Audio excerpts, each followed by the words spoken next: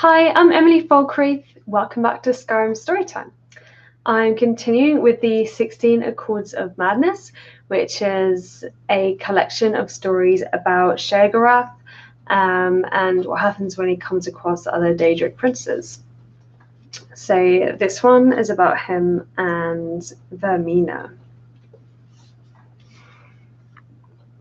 Darius Shano found himself running as fast as he could.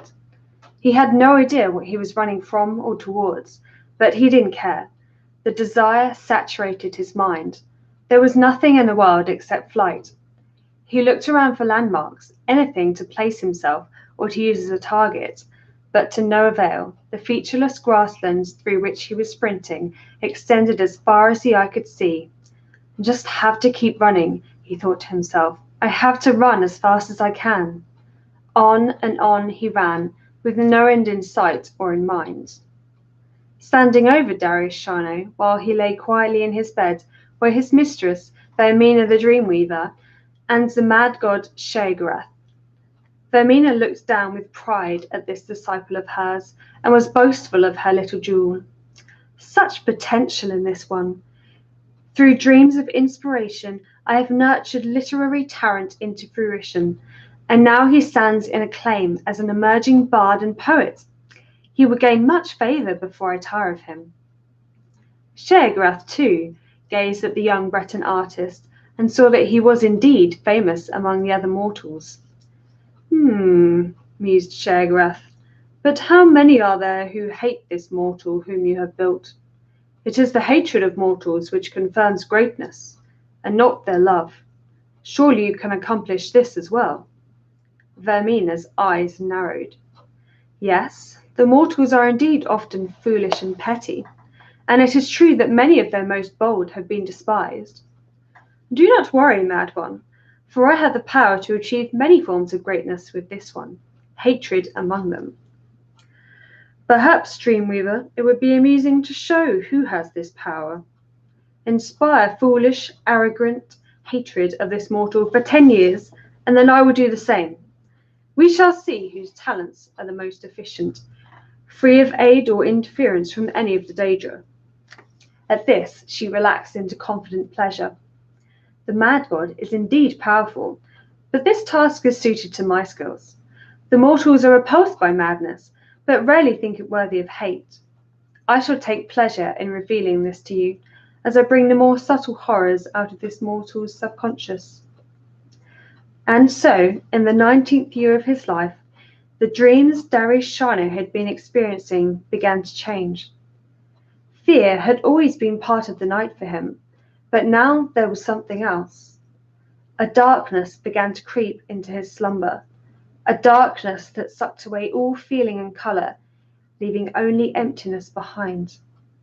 When this happened, he opened his mouth to scream, but found that the darkness had taken his voice as well. All he had was the terror and the void, and each night they filled him with a new understanding of death. Yet, when he awoke, there was no fear, for he had faith that his lady had a purpose. Indeed, one night Vaermina herself emerged from the void. She leaned in close to whisper into his ear, "Watch carefully, my beloved."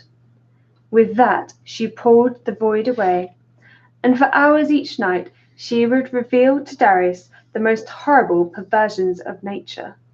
Men being skinned and eaten alive by other men, unimaginable beasts of many limbs and mouths, entire populations being burned, their screams filled his every evening.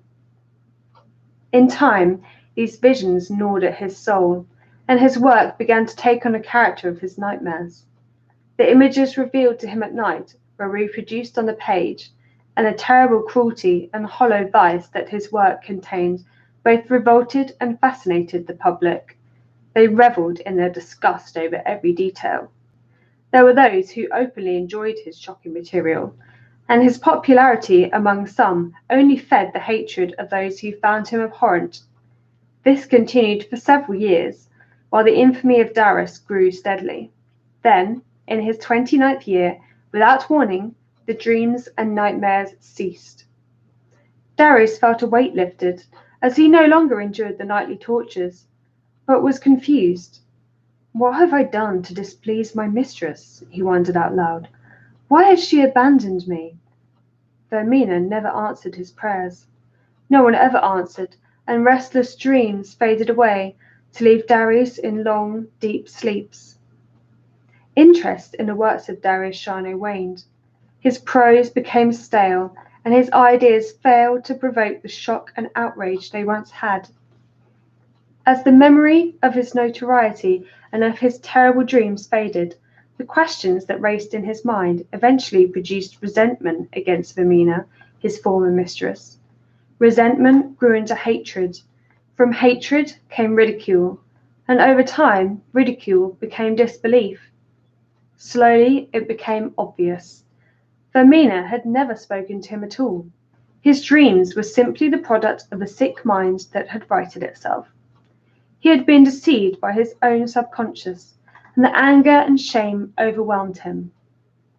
The man who once conversed with a deity drifted steadily into heresy. In time, all of the bitterness, doubt, and sacrilege focused in Darius a creative philosophy that was threaded throughout all of his subsequent work. He challenged the gods themselves, as well as the infantile public and corrupt state for worshipping them. He mocked them all with perverse caricatures, sparing no one and giving no quarter. He challenged the gods in public to strike him down if they existed, and ridiculed them when no such comeuppance was delivered. To all of this, the people reacted with outrage far greater than they had shown in his previous work. His early career had offended only sensibilities, but now he was striking directly at the heart of the people. His body of work grew in size and intensity. Temples, nobles, and commoners were all targets of his scorn. Finally, at age 39, Darius wrote a piece entitled "The Noblest Fool," ridiculing the emperor god Tiber Septim for integrating into the pathetic Nine Divines cult. The local king of Dania, who had been humiliated by this upstart in the past, saw his chance. For his sacrilege against the empire, Darius Shano was executed with a ceremonial blade in front of a cheering crowd of hundreds.